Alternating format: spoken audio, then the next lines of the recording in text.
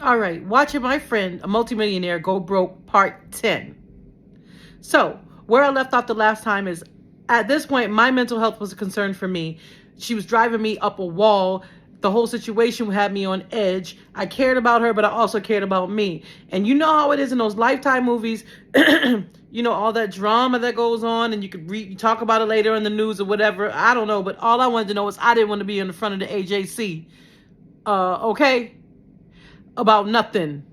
I had a son to raise. I was in school. I was living my dreams and doing my own life. I didn't have time to jeopardize my happiness over this, because at this point, it's out of my hands, out of my control. I tried everything I could. So I'm still working with her, and I'm wrapping things up. I got somebody to come in and fill in. Only doing the domesticated and the companionship and running the errands. They weren't going to touch her finances. He was handling that. It got to the point where I think before I left, he might have been gone to their country. I was about to say the country, Lord, for about 4 months. So she was getting back her mental, right? Her marbles were coming back. And she was getting back on top of things, and I started feeling better about it. But again, they were arguing on the phone all the time. The other lady, the weird lady, I got rid of her. I don't know where she went, but I said, beat it. And I got real crazy on her, and she got a little scared, and I scared her off. So she ran away, and I was like, okay. And so she took off.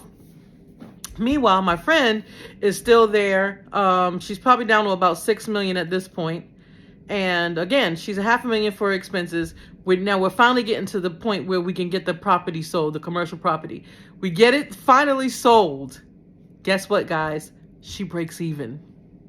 She doesn't make any money off the property because the expenses, she had it for 2 years with the insurance and for the property taxes and the insurance every month and all of the things she had to do to get the plans and go to court and fighting in court with the lawyers and attorney fees and getting the permits and all of that. She broke even, but she did it. So it legitimized her. It made her a boss, and she was very proud of herself. And I was very proud of her. Despite all the things that she went through, she actually took a piece of land, bought a piece of commercial property on her own, put a gas station on it, leased it to 2 other stores that would drive traffic, got them to agree to a 3-year lease, and sold it to another company.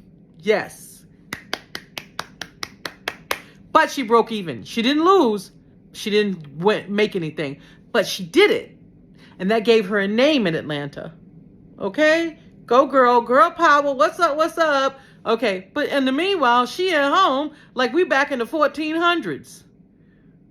Okay, like she's not the boss that she is. And I can't explain to you how much of a boss you really are. You got to know that for yourself. But I learned a lot from her about being a boss. I ran my own business when I got out of school. I ran 2 businesses when I got out of school. Okay? She taught me a lot, and I'll ever be grateful to her for that. All right, so they had the weirdest relationship. She only had enough money. She couldn't even, that money would last her about 3 years. You know, and I wasn't going to be there 3 years. I was going to school in Florida. And so when I left, he was still acting crazy, cursing, yelling, treating her bad. She's crying. Her money's going. He's not paying her back. All of this going on. And I left a friend of mine there to help her. I said, I got to go. That was basically broke. I left. Went to school in Florida. Packed up my stuff. Moved to Florida. And my major was theater. We would talk on the phone. And then she gives me a call one day screaming. I mean, to the top of her lungs. The worst scream I'd ever heard in my life. And told me that my friend who introduced me to her, 29 years old,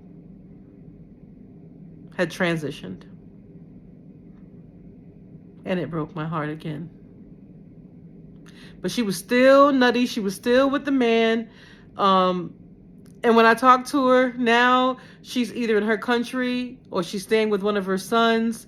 And I don't know what he's doing. I don't know what happened to his business. We didn't even talk about it. The last time I talked to her was probably about 6 months ago. And she was staying with her oldest son, who was married. And he had graduated from a really good university and stuff like that. And she's kind of like domesticated, you know, back in the 1400s, as with no money hardly. I don't know what she has now. I know she didn't start any other more businesses. I know that she's still married to him. I know that he's never going to treat her right. And I know that she's just going to have to live the life that she lives according to her culture. She's at least married. And if nothing else, she can sell her house. Actually, she was going to sell it one time, and Akon's mother came over to look at it. She wanted to buy it, but it wasn't selling. And I don't know what the market, if it was the market or what at the time, but it just wouldn't sell. She was trying to sell it at one point. But we're still friends, and we talk time to time. But in order for me to have a healthy mental and emotional state for myself, I had to walk away, and I couldn't stand up for anymore. I don't know if she still has the prescriptions. I know that the weird lady is gone. I don't know whether he's just like feeding her like Skittles, what the case might be, but she's okay. And sometimes I'll see her on the different social media, and she'll be in her country, or she'll be with her sons, and I can see the sadness behind her eyes, with a smile that's not really happy. I know she's happy to see her sons, but I know she's not happy inside. And that breaks my heart to know that someone used her for her money that was supposed to come. A cousin, they're married in family. And he was supposed to come and rescue her. And he drug her through the mud. And he worsened her self-esteem. And he treated her like a second-class citizen. And he took all of her money. And he disrespected her, and he helped her to stay woozy all the time. And he was just Satan in disguise. It's sad. So that's where she is. Stuck in that situation, not having, where's she gonna go? What's she gonna do? Like, she's not American like us, like we be like, boy, bye, gotta go, or whatever. Like, you ain't finna take nothing. I don't care. I can have 10 husbands. What? Like, we don't really what? But in other cultures, they kind of like, shame on you. You're making us embarrass our family name. It's not tradition. You can't, so that was enough stress on her alone. And we still talk here and there, and she doesn't have the money she used to have. She ain't balling like that. She doesn't have any commercial businesses now. Nothing. All those Burger Kings and gas stations, nothing. And that's how I watch my multimillionaire friend go broke.